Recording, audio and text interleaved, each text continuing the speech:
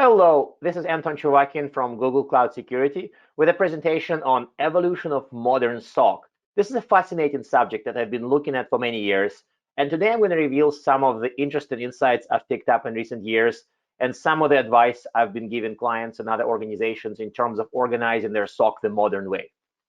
Now, to start off, I want to very briefly touch on the things. What's a SOC? What's a Security Operations Center today?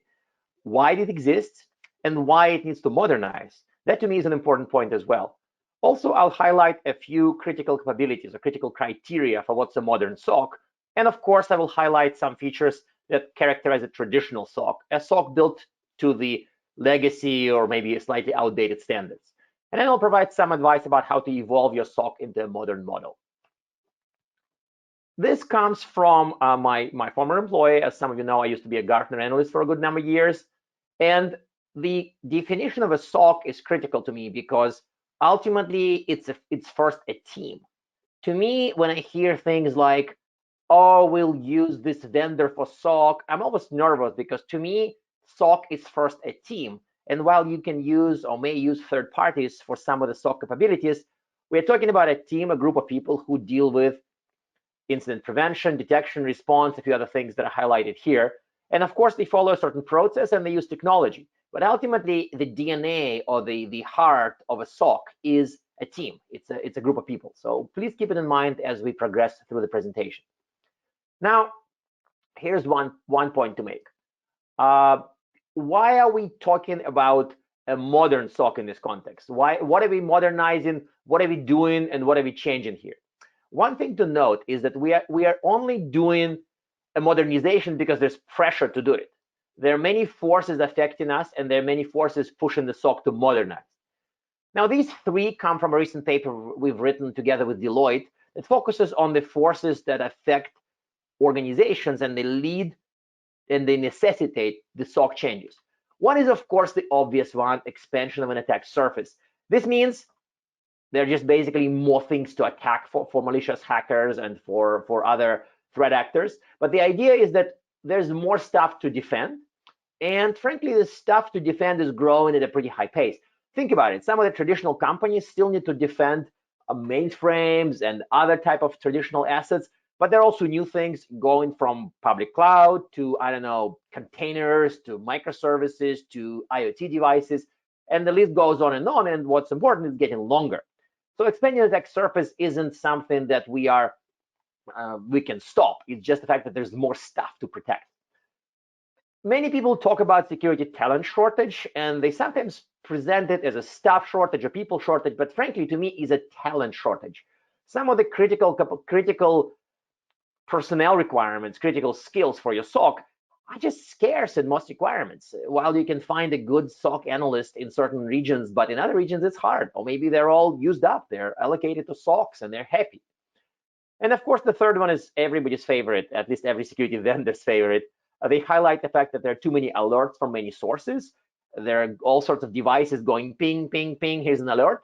And frankly, as we pivot away from trying to do prevention everywhere, as we've maybe did in the past, and focus more on detection and response, there are frankly more alerts and more technologies. We used to have just SIEM, now we have EDR, NDR, we have cloud detection of all sorts, we have many other things that now we have to deal with. So these are the forces that push the SOC to change. Now, this to me is one slide which creates the essence of the heart of the presentation. So if you remember one thing from the presentation, I wish it would be this slide and maybe the one with recommendations. Let me run through this, and then I will highlight 2 or 3 key areas with a bit more detail.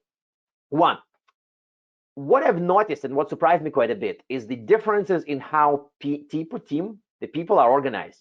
Now, you've come to assume that SOC is level 1, level 2, level 3. There's a funnel, things come in, people look at them. If they don't know, they escalate. Now, this has been inspired by and borrowed from the model, the NOC and help desk and support. But to me, this is really not working as well for the SOCs that are built to withstand the attacks from the top tier threat actors. We need to do different, and I'll highlight this point on a further slide. I also wanted to highlight the fact that processes aren't tied to, here's an alert, handle. Oh, it's done. Okay, next one. It stops being that much of a conveyor belt and it starts being, okay, who is out to get us? Who are the threats we face, and how do we deal with them? So me, this is a bit philosophical, and in the past when I presented on similar things, people ask me, how do I actually do that? And there's a bit of a story there, but given the short time we have here, I would say that organizing the processes to deal with threats and not deal with alerts. Alerts may or may not matter. Specific alerts may be attached to certain threat actors, and then they matter because maybe the threat actors matter. To me, this is a mind shift, but it's also a process shift. Of course, most of you expect a modern SOC to deal with threat hunting. Now, a lot of people say they threat hunt, but I've seen many SOCs where people actually don't, or they think they do, or they just do searches and they think they hunt. To me, hunting is an inherently analyst-centric process, a process where a human fights other humans, where the detection controls and other tools play a role, but ultimately we hunt because we couldn't detect. So hunting means we have the attacker likely already here. Our controls, our walls have been climbed over, our detection controls, our cameras have failed to notice them, and now we have to go look for them in our, castle yard or whatever. So to me, this implies humans going after humans, and it matters quite a bit. The next feature is multiple visibility approaches, not just logs. I will dedicate some time to this one as well, because this is quite important. A lot of people still associate SOC with operating a SIEM, and to me, this is a little bit short-sighted. Now, that's another one that's expected, automation. Now, when people hear this, some of the people assume that means SOC will be automated, and frankly, let me give you some news. It won't be. What we'll have is automation helping people. I mean, I've said the word force multiplier many times in my previous career and even now, but yes, that's what we are talking about. Automation helps people do their jobs. Automation rarely replaces people as in makes them gone. It makes people better. Deeper testing and coverage analysis implies that we actually are conscious about what we detect, what we look for. We don't just enable the vendor controls and say, hey, we got a SIEM, we have rules, let's turn on the rules. We have a SOC. Well, not really. Maybe the threats that this tool detects aren't the ones you care about. Maybe your threat actors have figured out how to bypass it. We are also talking about deeper analysis of what we detect, how well we detect it, and how we build the rules, how we test. Now, one more expected item is threat intelligence. Now, if this were 2014, we'd be talking about threat intel, and people would be like, yeah, feeds, we know. But threat intel isn't just feeds. Threat intel is how you understand the threat actors. So look at the second box that I covered, process structures around threats, not alerts. You need to know about threats, which means what? Threat intelligence. It doesn't mean feeds and indicators. Well, it includes that, but ultimately knowledge about threats is what I'm talking about. Now, here's the final one. While people in many regions have come to rely on outsourcing a lot, in others, outsourcing is less popular. But if you're trying to build a SOC that works well for the future, you probably would be using outsourcing for at least some of the functions. So let me go through this again. Teams are organized by skill, not rigid level. Processes in your SOC structure around threats, not alerts. Threat hunting is done. There are multiple visibility approaches, not just logs. There's automation, usually in the form of a SOAR tool or something else that helps humans. There's deeper coverage of how we detect, what we detect, and how well we do it. So there's conscious approach to detection quality. Threat intelligence is consumed, is used to enhance your threat actor knowledge, and is produced sometimes. SOC also elegantly uses third-party services to be better. Think about them. Together, they form a concept of a modern SOC that I've been pioneering for a good number of years. Now, what's a classic SOC? What's a traditional SOC? I don't want to make any snide remarks about this, but the idea is that if we were talking in 2000, let's say 2001 or maybe 2004 and not in 2021, how would I do the SOC then? Well, frankly, SOCs at the time were inspired by IT help desk philosophy, where there are alerts, there are signals, people get them. If people don't know, they escalate. So there's kind of a ladder or a funnel, which also treats incidents as rare and abnormal. Go back to 2003, pull the time machine handle, we fly to 2003. What do we deal with? MS Blaster Worm, other stuff, big viruses. And these happen, and then for a year they don't. There's no ongoing battle like today with ransomware or today with top tier threat actors. So incidents used to be treated as rare and abnormal, and there's kind of normal life in between. But guess what? For today's SOC, there is no normal life. Normal life is a constant onslaught of threats. Now, focuses on alert pipelines and pairs alerts to analysts. Here's an alert. Who's going to handle it? John. Okay, fine, John handled it. There's this whole pipeline, a conveyor belt, goes back to help desk philosophy. SOC at the time, 20 years ago, was centered on a SIM. SOC was even seen as a SIM analyst team, people who click buttons in your whatever popular SIM at the time. I'm avoiding vendor names here. And you would click buttons and then do something, and then the next analyst clicks buttons on the next alert. There's a pipeline, and there's a SIM as the main or the only tool. Now, here's the tricky one. People who wrote rules, if company even wrote rules for a SIM or built algorithms, may not be the same people as people who respond to alerts. This, to me, is one of the super critical problems that I've encountered in many classic, traditional, or, well, not modern SOCs, where you have an analyst who never talked to a person who wrote the rule. He have to respond to an alert, but how was it produced? Who made it? Why was it made? How did it evolve? Nobody knows, and frankly, sometimes nobody cares. This leads to possibly bad effectiveness, occasionally also bad efficiency, but the result is SOC that cuts subpar. Threat intelligence is seen as a bunch of feeds we consume, maybe for detection, but ultimately this is really all they do. Or maybe there's no threat intel if we're talking truly 20-year-old SOC. Now, there are also shallow metrics for success. The metrics are how fast do we handle alerts. Now, here's the funny one. You can talk to some of the managed services providers today, and they would tell you, oh, we can handle it in 10 minutes. And I would tell you, hello, what if it's the best of the best that some foreign intelligence service has to throw? Are you going to deal with that incident in 10 minutes? Seriously? How about 9 months? That's what it took some companies to deal with the top tier threat actors. So shallow metrics on time just delude your SOC that they can do everything in 10 minutes. That's not how it works, frankly. So let's go drill into some of the cool areas. Now, modern SOC, traditional SOC. This is not necessarily bad. This is what many of you would have today. You can boost each of the boxes and make them better, but ultimately you would not cross the chasm. You would just have incremental improvement, not 10x to the modern SOC. Here, this one is a drill down into the people aspects. Now, on the left, we have the funnel or the triangle where we have lots of level ones who are junior. They look at alerts that come in. They may not know what to do. And then they say, if they do know, they close it or they add context and then they escalate. This has been fine for years. But what if the model has a lot of weaknesses? Like, for example, high burnout for level ones, reduced level of effectiveness. If level ones drop the alert, people may not see it. And also this treats alerts as kind of a big pipeline. What about the threats that aren't in the alerts at all? Now, the model that I've seen in many of the top tier enlightened SOCs is based on skills.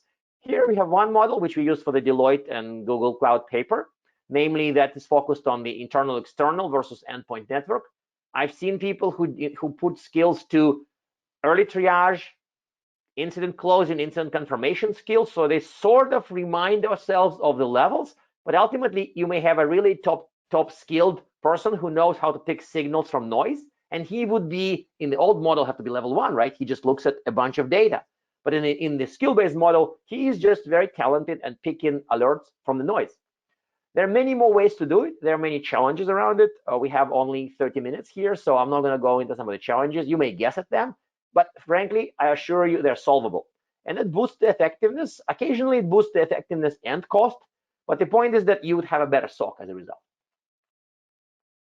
Now, the second highlight area is one of the processes I've encountered, and I've been kind of pioneering it as detection and code, and some people really prefer to call it detection engineering. Ultimately, we are talking about using a much more consistent, much more systematic approach for creating detections. And what's a detection, by the way? Is it necessarily the same as a rule or a signature? Rules and signatures would be examples of detections. If you're fortunate to have an operational algorithmic or machine learning based detection tools in your SOC, then it means algorithms or models. The point is that we don't just say, hey, we're going to enable detection for X. Well, how does it work? What's the version? Did we test it? How did we test it? Did we simulate threats? Did we analyze whether we need to detect the threats? Have we improved it over time? There are many, many more questions. And some of them are inspired by software engineering, by programming, frankly. And they allow us to do this a lot better and improve over time. And that means SOC isn't just a matter of luck. Oh, does your SIM vendor detect X? Well, we don't know. Well, let's try it. No, you're going into the systematic way. Threat assessment, creation of content, testing it, using it in production, refining it, making things better. And now some people see this and say, hey, I don't want to program. I'm not a programmer. I'm a SOC analyst. I don't want to program. I don't want to know Python. Well, that's a very unpopular stance nowadays, but the point is that it's really not about programming. It's about systematic approach to creating detection logic. If you create it using the UI, it's kind of harder to do. Of course, you would still have the UI output detection somewhere in some kind of versionable format, but still, this is not about how to learn to program. This is about using the philosophy and logic, and yes, some programming to make it better. So this is critical to make sure that the people who look at the alerts are sometimes involved in this, because at the best of the best SOCs, people who write detection logic or alerts or rules, they often serve as the responders as well. They may rotate, they may just be the same people as at some companies I've seen, or there may be some kind of a program to enrich their knowledge and cross-pollinate it. Remember, the classic SOC has a wall between engineers who write detections and analysts who respond. Here, we fuse that wall, we remove the wall, and that boosts the effectiveness quite a bit. Tools. Now, some of you may be quite excited to hear about tools because, hey, SIM and EDR and other types of things like network detection and response are quite central. But to me, the critical message of this slide in particular is that a SOC today is not just a SIM. In fact, how about this? I've encountered SOCs that are kind of flipping this triangle on the other side. And for them, EDR is the primary detection and response logic, or maybe EDR's further evolution, XDR. And then SIM and log analysis are kind of an auxiliary function that, yes, they are used, but they're not something that people would use every day or every hour, or frankly, if it's a 24/7 SOC every minute. They would look at logs once in a while, but ultimately they would fight the battle on the endpoint. The visibility triad model that I've built back in 2015, I think the first time, ended up being used by many organizations to organize the detection and response capabilities, mostly detection, frankly, because there's an underlying layer of SOAR and other components. The idea is that this is about detection on the network, on the endpoint, and elsewhere. Now, in the future, you can take a look at my recent blog post that refreshes the triad to 2020. I do expect to see more application visibility because, of course, some of you would say, where's the application? Today, much of it goes into logs. In the future, we may have observability technologies and more telemetry of different sorts that produce security useful information straight out of the app. For now, let's think about it as a different type of a log because it's sort of the only chance we have. But these are quite common in a modern SOC. Now, let's talk help.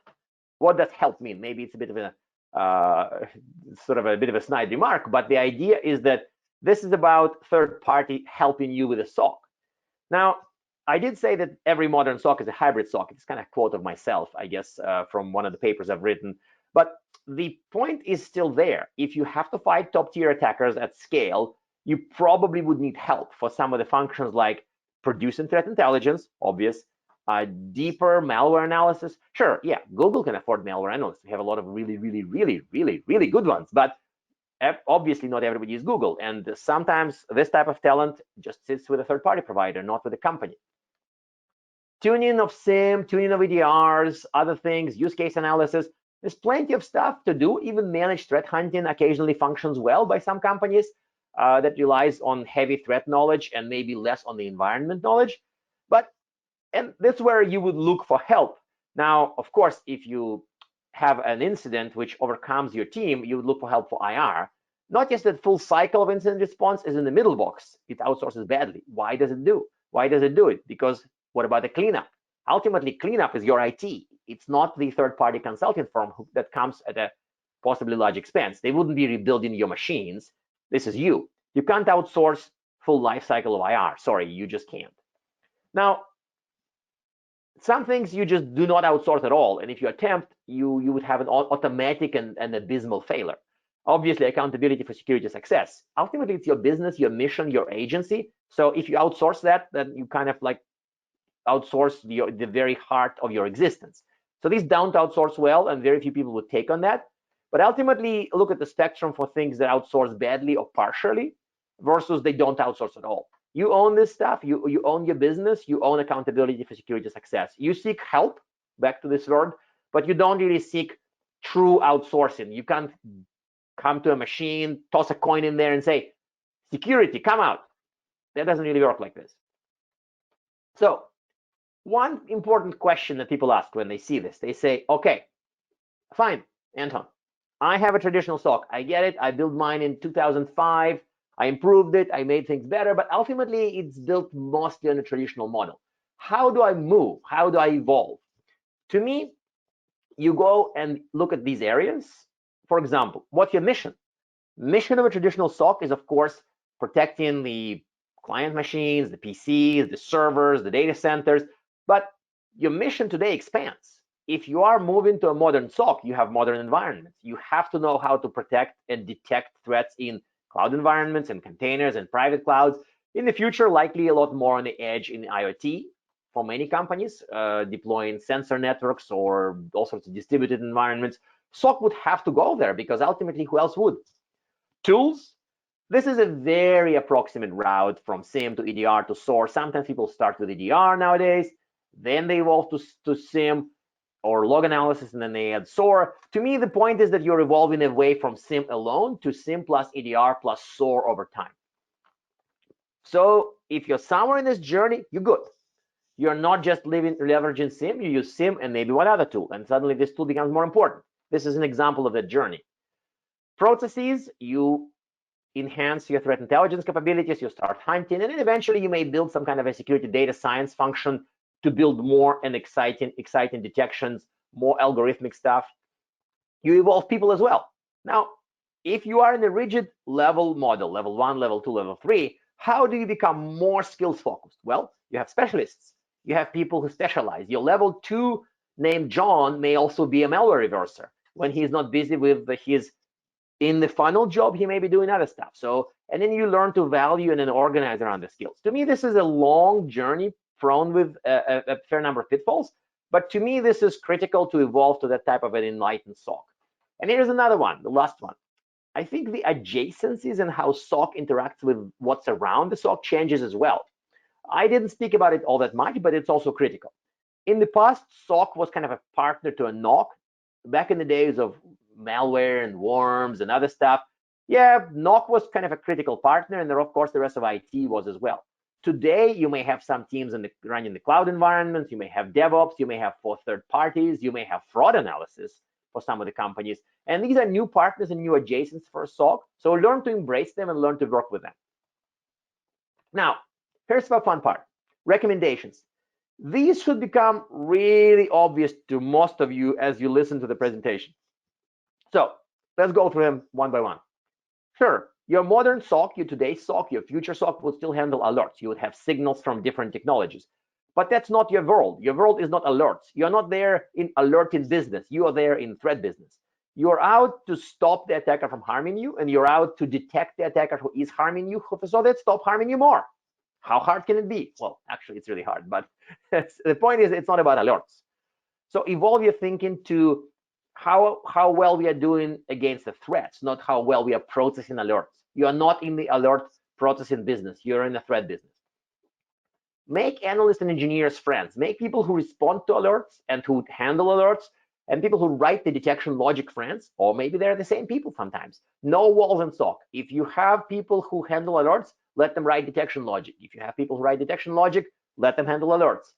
For some companies, as I said, these are the same people. For others, rotation or other program for enriching the knowledge. Hire skills, not levels. Sure, you may have a job for level 2 engineer, but ultimately, what do you want? What you want is an engineer who can do X, Y, and Z. You're looking at skills. Automation, you automate routines and you keep fuzzy tasks for people. You're dealing with things that are important for the organization. Prepare to trust third parties with at least some tasks. Sorry, but you cannot avoid some degree of partnering and sort of outsourcing, because ultimately you can't hire enough to deal with everything. Keep your SIEM, but be aware that your SOC visibility is broader than logs. I'm not suggesting you toss your SIEM or your log analysis tool. You would still need that. You may need it more in the future because of more application logging, but ultimately you cannot just live in your SIEM alone. You would need EDR, you'd need traffic analysis, you'd need some kind of a tool for cloud visibility. You may need other things in the future. You may need MTD, mobile threat detection, as another technology.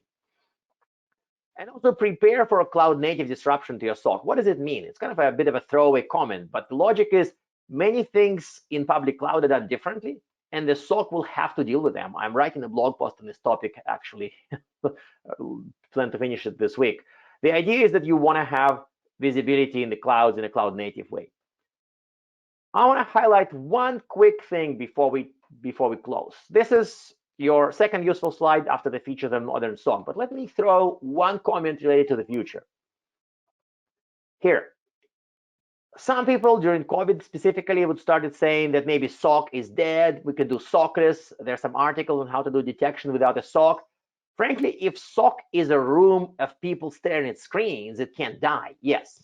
But if SOC is your detection and response team, people who focus on detecting threats that the preventative controls fail to stop, I don't see how it can ever die. To me, this is a critical function, and I don't see how it can ever be dead. Now, in the future, maybe more automation would come. Maybe we can ask our AI overlords in 50 years, would they be doing SOC functions for us? But for the foreseeable future, SOC is not dead, and SOC will still be relevant as long as you build a modern SOC for your success. Thank you very much for listening. I hope to be here for Q&A.